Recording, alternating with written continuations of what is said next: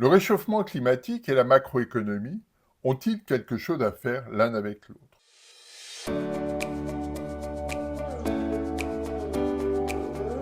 Le réchauffement climatique et la macroéconomie ont-ils quelque chose à faire l'un avec l'autre? Jusqu'à présent, on pouvait douter.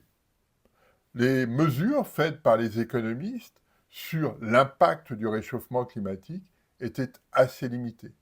Pourtant, quand on regarde, quand on observe, on s'aperçoit que la température a fortement progressé, 1,1 degré au-dessus de la moyenne pré-industrielle, que les événements climatiques se multiplient, et pour autant, l'impact sur la macroéconomie aurait été mesuré comme réduit.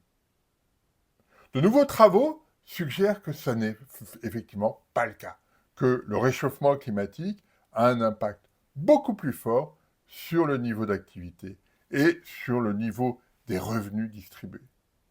La dynamique de croissance serait donc beaucoup plus faible en raison ou en conséquence du réchauffement climatique.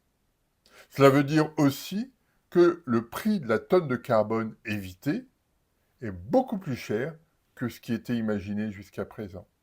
Ce qui était gérable avec les mesures faites jusqu'à présent l'est beaucoup moins désormais.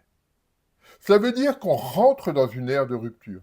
Il faut considérer que la hausse des températures a eu un impact fort sur le niveau d'activité, sur le niveau des revenus. La hausse des températures qu'on va constater encore dans les prochaines décennies aura un impact fort sur le niveau de l'activité et sur la distribution des revenus.